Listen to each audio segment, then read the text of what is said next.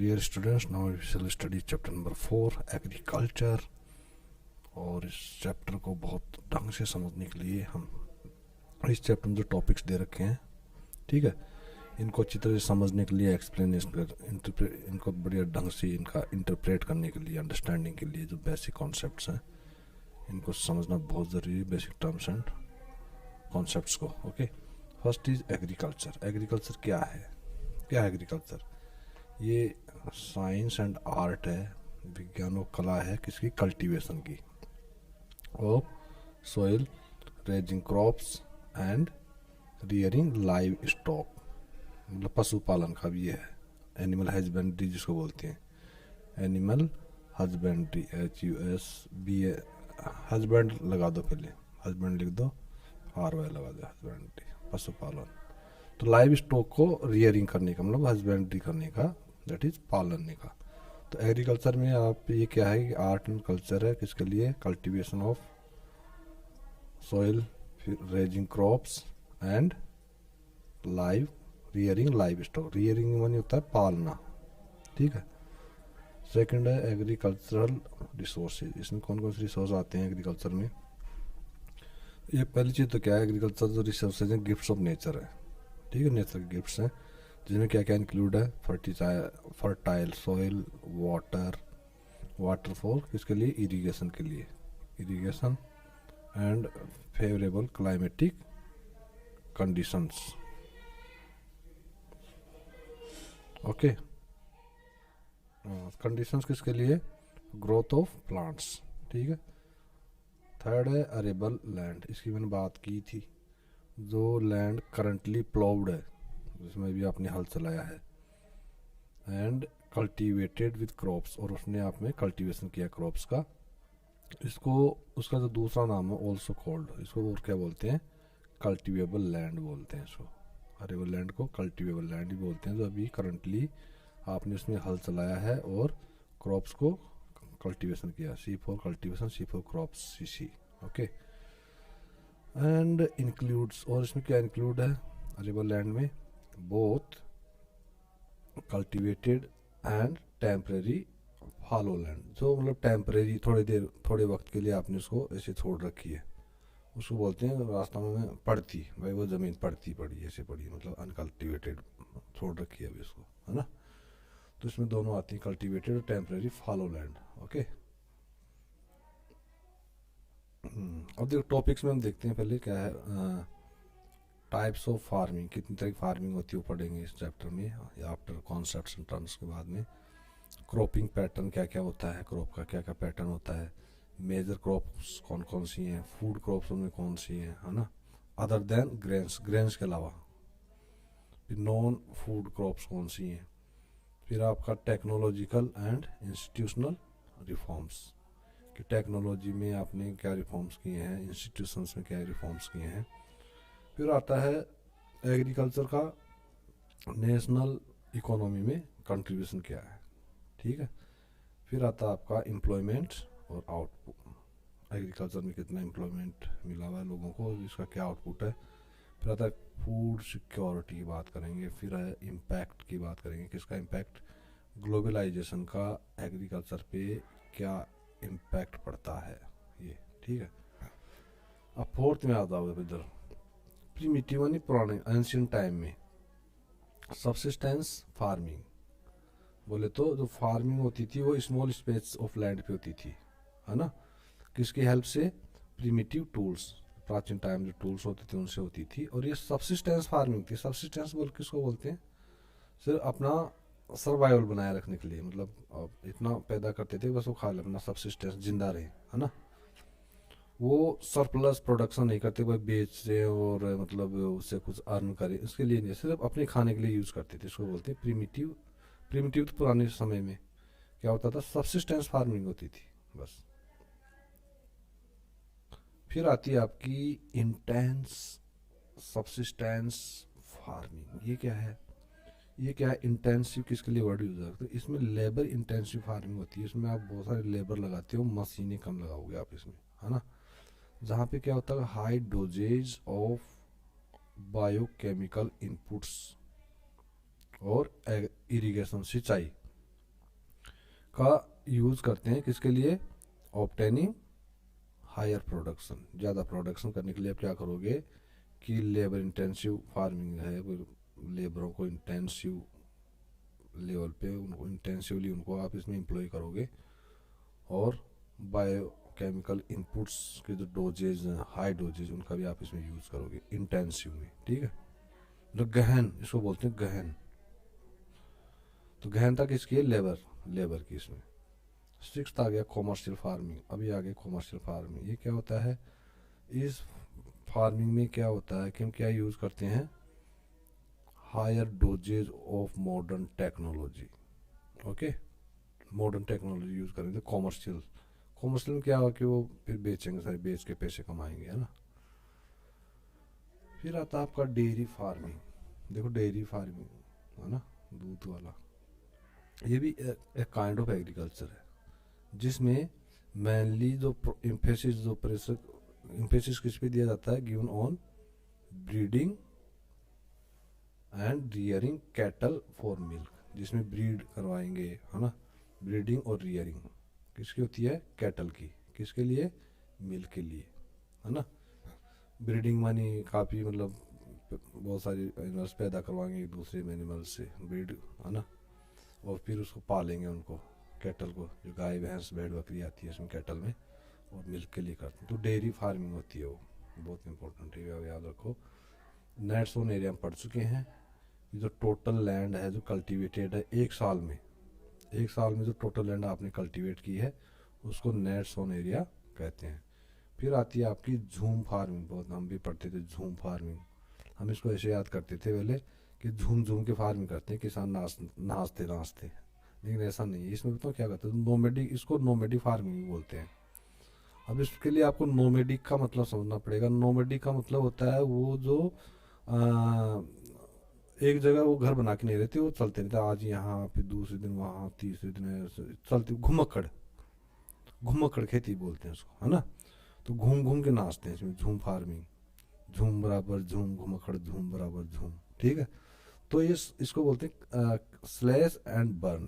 तो ये क्या करते हैं? खेती कैसे करेंगे? जैसे मान लो यहाँ से उठ के गए, यहाँ कोई यहाँ रुक गए आज ये, तो यहाँ पे जो पेड़ पौधे हैं ये क्या करेंगे? उनको काटेंगे, जला देंगे, और फिर वहाँ पे खेती करते हैं।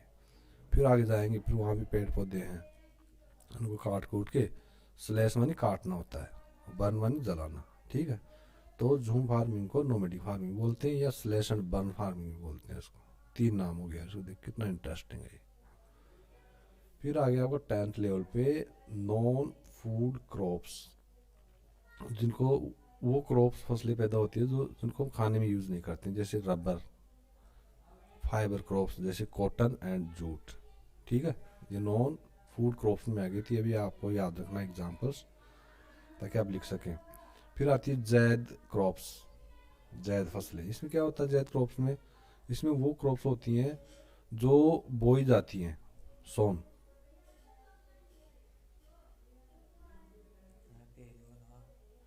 जो बोई जाती हैं, है ना। किसके बाद में? रवि सीजन के बाद में। रवि सीजन में क्या आता है आपको पता है, जिसमें अभी रवि सीजन ही चल रहा है अभी, मतलब बो चुके हैं गेहूँ, जो सरसों, चना, ये सब रवि सीजन में आते हैं। रवि सीजन के बाद जो बोते हैं उसको जैद क्रॉप्स बोलते हैं। तो वो क्रॉप्स हैं जिनको बोया जाता है आज सोन, after rabi season and before kharif season. Kharif में क्या आता है? बाजरा, मक्का, और क्या ज्वार, ये सब खरीफ में आता है। तो ये रवि सीजन के बाद में और खरीफ से पहले। तो आप ये समझ लीजिए जैसे रवि के अभी होली पे है ना, रवि के सीजन की फसलें कट जाएंगी, और आपका जो खरीफ का जो आता है ये जुलाई अगस्त से शुरू होता है बारिश के टाइम में, है ना। तो जो बीच का जो टाइम है उसमें ये जैद क्रॉप पैदा होती है। ठीक है, अब इसमें क्या क्या आता है? ये वेरी शॉर्ट पीरियड के लिए होती हैं ये।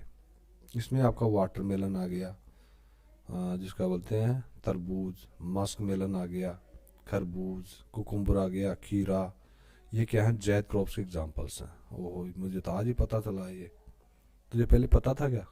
हाँ, ये तुझे पता नहीं था। तो जैद क्रॉप्स में है भाई, 3 बड़े चाव से खाते हैं गर्मियों के मौसम में, है ना, बहुत बढ़िया लगता है। मस्क मेलन, वाटरमेलन और कुकुम्बर। अब है आपका 12 नंबर बायो मैन्योर्स, मतलब जानवरों से जो खाद बनाते हैं उसको, मतलब जानवरों से जो खाद हम कैसे बनाते, जानवरों का खाद नहीं बनाते इसमें, उनके गोबर वगैरह से, ठीक है, जो मैन्योर्स, वो manures which come into being as a result of decay of biotic substance. जो बायोटिक सब्सटेंस वो डीके होता है, डिकम्पोज होता है, उससे बनता है, उसके डीके होने से, उसमें क्या है, डंग है, गोबर है, और वेजिटेशन, वेजिटेशन से जैसे लीव्स, पत्तियां हैं, फ्लावर्स हैं, हस्क्स हैं, है ना। हस्क क्या होता है, गेहूँ, सरसों आप काट ली तो सरसों काटने के बाद जो नीचे डंठल वगैरह बच जाती हैं, उनको काट कूट की वो भी डिक्यो के खाद बन जाता है। इसके अलावा आपने राइस निकाल लिया, उसके बाद में उसका जो चाफ होता है ना, वो भी उससे खाद बन जाता है। गेहूँ निकाले, गेहूँ निकाले वाला जो तूड़ा जिसको बोलते हैं ना, जो मवेशी खिलाती हैं, वो भी डिक्यो के उसका खाद बन जाता है। तो ये बायो मैन्योर्स इनको बोलती हैं, जो किसकी वजह से होता है, डीके ऑफ बायोटिक सब्सटेंसेस। अब बायोटिक सब्सटेंसेस में क्या क्या आते हैं, जो एक एनिमल की वजह से प्राप्त होता है, जैसे एनिमल या प्लांट्स की वजह से, है ना, बायोटिक में दोनों आते हैं ना, एनिमल्स एंड प्लांट्स। तो एनिमल का डंग, गोबर हो गया, वेजिटेशन में हो गया, लीव्स हो गई, पत्तियां, फ्लावर्स, हस्क हो गए, ठीक है, इनके डीके होने से बायो मैन्योर प्राप्त होता है। बहुत ही मतलब जो बायोटिक वो जो ऑर्गेनिक खेती वो इसी से होती है। अब 13 पे है चकबंदी। चकबंदी क्या होती है, इसमें क्या होता है, जो बहुत सारी जो टुकड़ों में होल्डिंग्स होती है लैंड की, ठीक है, 10 किसान में थोड़ी थोड़ी सबके पास लैंड है, तो इनको क्या करते हैं, इनको सबको एक जगह मिला देते हैं, इनको चकबंदी कर देते हैं, सबको एक एक चक में उनको बांध देते हैं, मतलब पूरा एक खेत बना देंगे इसका।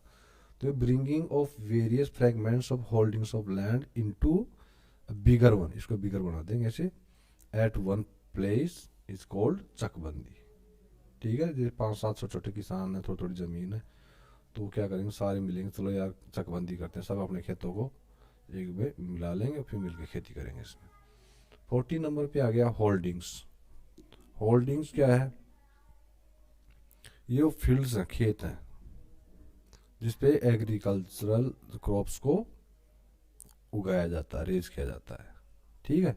Holdings are the fields on which agricultural crops are raised. Now 15 intercropping. Intercropping क्या होती है, देखो बहुत मजेदार है ये। इसमें क्या करते हैं, क्रॉप्स को रेज करते हैं, मतलब फसल उगाते हैं। अब इन एसोसिएशन विद ईच अदर, एक दूसरे के एसोसिएशन के साथ, मतलब एक दूसरी जो फसलें हैं, जो क्रॉप्स हैं, उनको साथ साथ उगाएंगे उनको, या one another on the same field at the same time is called intercropping. तो सेम फील्ड, खेत भी एक ही है और एक ही वक्त में उनको साथ साथ उगाएंगे उनको, ठीक है, तो उसको बोलते हैं intercropping. Raising of crops in association with each other or one another on the same field at the same time is called intercropping. ये आप ऐसे इसको आसानी से ऐसे कर सकते हो, ये आप पूरा काट दो, ये कोई दिक्कत नहीं है, ये आसान बनाते हैं इसको। Raising of crops on the same field at the same time, या रेजिंग ऑफ डिफरेंट क्रॉप्स, ऐसे कर दो आप, है ना, अलग अलग crops, different raising of crops, different crops eight the same field at the same time is called intercropping. 16 पे आ गया कोऑपरेशन, कोऑपरेशन मूवमेंट।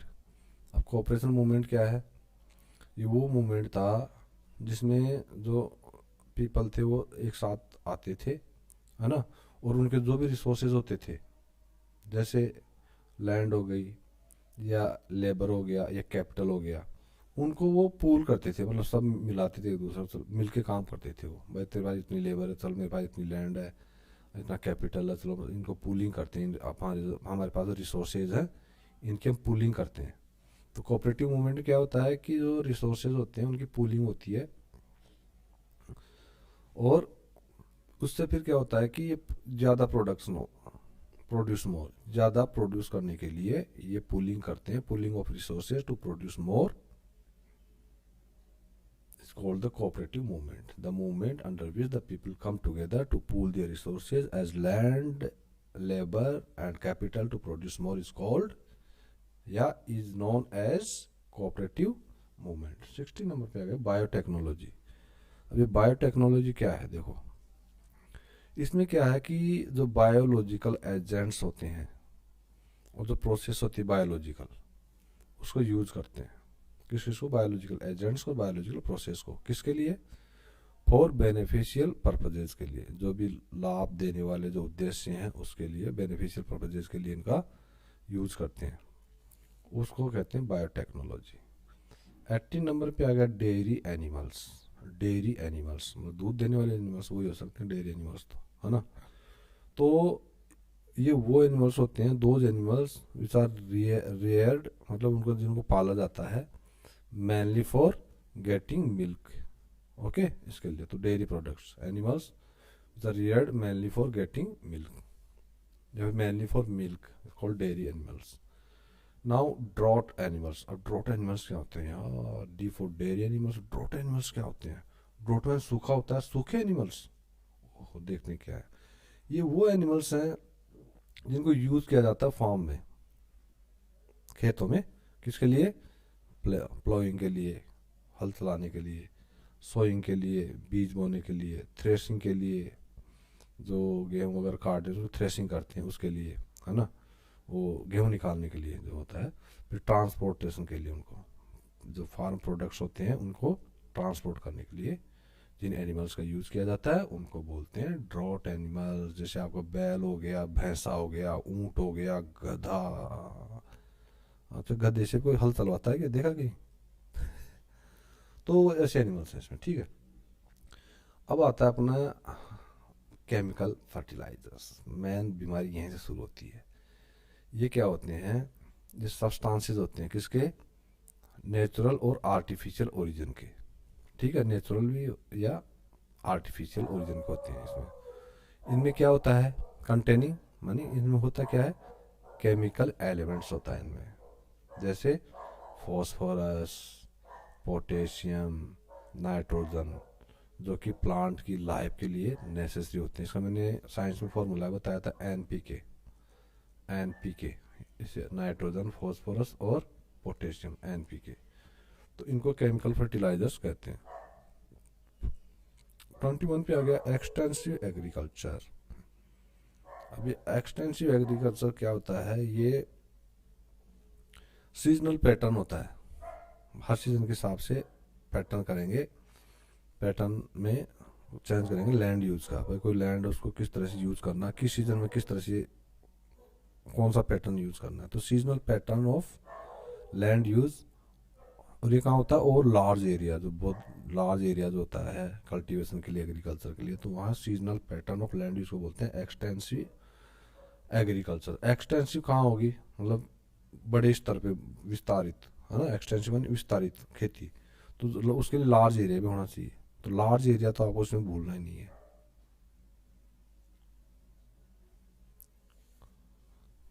ठीक है, अब आता है आपका ग्रीन रिवॉल्यूशन. ग्रीन रिवॉल्यूशन क्या होता है? हरित क्रांति जिसको बोलते हैं. ये क्या होता है? एक इंटीग्रेटेड मतलब समग्रित, जिसमें काफ़ी चीज़ें एकोमोडेटेड होती हैं, इंटीग्रेटेड होती हैं. जैसे इंटीग्रेटेड, ये एक इंस्टीट्यूशनल एफर्ट था, एक संस्थागत एक प्रयास. किसके लिए? किसमें इंक्रीज करने के लिए? फूड ग्रेन प्रोडक्शन में. फूड हम खाते हैं उन फूड ग्रेन के प्रोडक्शन को बढ़ाने के लिए ये क्या है कि इंटीग्रेटेड इंस्टीट्यूशनल एफर्ट है. Okay, I for integrated, I for institutional effort. कहाँ पे होता है? सिलेक्टेड रीजन्स में, जैसे state of Punjab and Haryana में, यहाँ पे हुआ था. ठीक है, तो ग्रीन रिवॉल्यूशन में कौन से स्टेट्स? पंजाब और हरियाणा के सिलेक्टेड रीजन्स, वहाँ पे इंटीग्रेटेड इंस्टीट्यूशनल एफर्ट हुआ फूड ग्रेन प्रोडक्शन को इंक्रीज करने के लिए. उसको ग्रीन रिवॉल्यूशन के नाम से जाना जाता है. अब देखो आप क्या, खरीफ आ गया. अब खरीफ की फसल. खरीफ में क्या है? इसमें क्रॉप्स को कब बोया जाता है? After onset of the south west monsoon, कहते हैं जून से जुलाई का, तो मानसून जब ऑनसेट होता है मतलब जो शुरू हो जाता है, मानसून जब शुरू होने लगता है तब इसको बोया जाता है। और इसको हार्वेस्ट कब किया जाता है? ऑटम के सीजन में, पतझड़ के मौसम में। ठीक है। 24 आ गया आपका मिक्स्ड फार्मिंग। मिक्स्ड फार्मिंग में क्या होता है? इसमें जो ये क्या है, ये मिक्स्ड फार्मिंग क्या है? टाइप ऑफ फार्मिंग है पहली चीज तो। Mixed farming is type of farming. इसमें होता क्या है? कल्टीवेशन ऑफ क्रॉप्स, ठीक है, and raising of life stock, साथ में पशुपालन भी होगा। ये दोनों साथ साथ चलते हैं, गो हैंड इन हैंड, मतलब साथ साथ चलते हैं दोनों काम मिक्स्ड फार्मिंग में। कल्टीवेशन ऑफ क्रॉप्स और रेजिंग ऑफ लाइव स्टॉक, ये दोनों गो हैंड इन हैंड होता है। ठीक है, साथ साथ चलते हैं। तो ये दोनों जो एक्टिविटीज हैं ये बहुत ही इंपॉर्टेंट पार्ट प्ले करती हैं अपनी इंडियन इकोनॉमी में। मिक्स्ड फार्मिंग, प्लांटेशन, पौधे लगाना, फार्मिंग ऑफ प्लांट्स, ऐसे प्लांट्स की फार्मिंग करना, प्लांट क्रॉप्स जैसे शुगर, कॉफ़ी, टी, कोकोआ, बनाना, स्पाइसेस, रबर, पाम ऑयल, ये सब इसको प्लांटेशन बोलते हैं। फार्मिंग ऑफ प्लांट क्रॉप्स, है ना, प्लांट क्रॉप्स की फार्मिंग होगी जिसमें यह है अब शुगर, टी, कोकोआ, बनाना, स्पाइसेस, रबर एटसेट्रा। 26 में अगर रबी की क्रॉप्स, और रबी मैंने बताया था जैसे गेहूँ वगैरह, गेहूँ जो आपकी सरसों और चना वगैरह, है ना, तो ये विंटर में बोई जाती है। ओके, और काटी कब जाती है, हार्वेस्ट कब होती है? अर्ली समर में। जैसे मैंने कहा कि अभी होली के बाद में क्या समर शुरू होने लगता है, थोड़ा मतलब अर्ली समर शुरू हो जाता है ना, समर का पहला पार्ट शुरू होने लगता है, तब जो है इसको काटा जाता है। अब आपका सपोर्ट प्राइसेस है। सपोर्ट प्राइस क्या होता है? देखो, ये एक मिनिमम और रीजनेबल प्राइस होता है जो फिक्स किया जाता है। Minimum and reasonable price. Reasonable बोले तो उतना तो मिलना ही चाहिए जितना किसान का खर्च हुआ है उससे थोड़ा ज़्यादा तो मिलना ही चाहिए यार, ताकि वो अपनी इनकम, अपनी एग्जिस्टेंस को बनाए रखे। इतनी minimum and reasonable price fix किया जाता है गवर्नमेंट से। ठीक है, इस पे क्या करता है, जो फार्मर है अपने जो प्रोड्यूस है उसका, जो भी उसका प्रोडक्शन है उसको बेच सकता है, या तो ओपन मार्केट में या गवर्नमेंट एजेंसी को बेच सकता है। ठीक है, ये होता है support price. Minimum reasonable price fixed by the government on which the farmer can sell his produce either in the open market or to the government agencies. 28 number पे आ गया बेवरेज क्रॉप्स, मतलब ऐसे क्रॉप जो पीने में काम आती है ना। Tea, coffee are good examples of beverage crops. बेवड़ा में समझ लेना, बेवड़ा ये बेवरेज है, टी एंड कॉफी, इसके काम आती है, पीने के काम आती है। फिर 29 पे आ गया सीरियल्स। सीरियल्स क्या होता है? क्रॉप्स यूज्ड एज फूड, जैसे वीट, बार्ली, राइस, है ना, ये सब सीरियल्स में आते हैं। अब आ गया आपका रोटेशन ऑफ क्रॉप्स। रोटेशन समझ गए, एक क्रॉप के बाद दूसरी क्रॉप लगाएंगे, तो ये क्या है? एक सिस्टमेटिक सक्सेशन है, मतलब एक के बाद दूसरा। सक्सेशन मतलब होता है एक के बाद दूसरा आना। ठीक है, आपके फादर के बाद आप आओगे, आपके बाद आपके बच्चे आएंगे, सक्सेशन। तो इसी प्रकार ये कि रोटेशनल क्रॉप्स क्या है? सिस्टमेटिक सक्सेशन है ऑफ डिफरेंट क्रॉप्स का, अलग अलग क्रॉप्स का, on given piece of land. एक पीस ऑफ लैंड है, उस पे डिफरेंट क्रॉप्स को आप एक के बाद दूसरी को इस पे क्रॉपिंग करते हैं। ठीक है, तो carried out in order to avoid exhaustion of the soil. तो इसको इस तरीके से करते हैं कि जो सोयल है वो बहुत एग्जॉस्ट नहीं होनी चाहिए, इतना कि जो सोयल के जो इंग्रेडिएंट्स, मेन इंग्रेडिएंट्स हैं वही खत्म हो जाए। इस तरीके से नहीं करेंगे, वो अपने बड़ा प्रूडेंटली करेंगे, जुडिशियसली करेंगे उसको। फिर आता है आपका 31 पे सब्सिस्टेंस एग्रीकल्चर। इसमें क्या होता है? Farming confined to family consumption. सिर्फ कंजम्पशन के लिए फार्मिंग करते हैं, भाई चलो अपने घर का काम चल जाए, उतना उसको बोलते हैं सब्सिस्टेंस एग्रीकल्चर। आजकल कई गाँव में तो यही होता है, गाँव में वो कि यार खेती में कुछ बचता नहीं है, बस अपना घर का काम चल जाता है, फैमिली कंजम्पशन के लिए वो रहता है बस। 32 में आ गया ट्यूबवेल। ट्यूबवेल क्या होता है? एक इलेक्ट्रिसिटी से चलने वाला एक डिवाइस होता है, इलेक्ट्रिसिटी ड्राइवन डिवाइस। किसके लिए? For extraction of ground water, ground water को खींचने के लिए ऊपर, ठीक है, एक्सट्रैक्ट करने के लिए। 33 आ गया ग्रोस कल्टीवेटेड एरिया। ये पढ़ चुके हैं, इसमें दो आते हैं, नेट सोन एरिया इसमें आता है, और जो लैंड है cultivated more than once in a year, ठीक है, ये इसमें आती है। अब आता है वेट लैंड फार्मिंग। इसका देखो, फार्मिंग इन एरियाज, ऐसे एरियाज में फार्मिंग जहाँ हाई रेनफॉल होता है, बहुत ज़्यादा बारिश होती है ना, या फिर वहाँ बहुत ज़्यादा सिंचाई होती है। तो ऐसी कौन सी क्रॉप्स हैं जिनके लिए हाई रेनफॉल है, बहुत ज़्यादा पानी चाहिए, इरीगेटेड एरियाज चाहिए?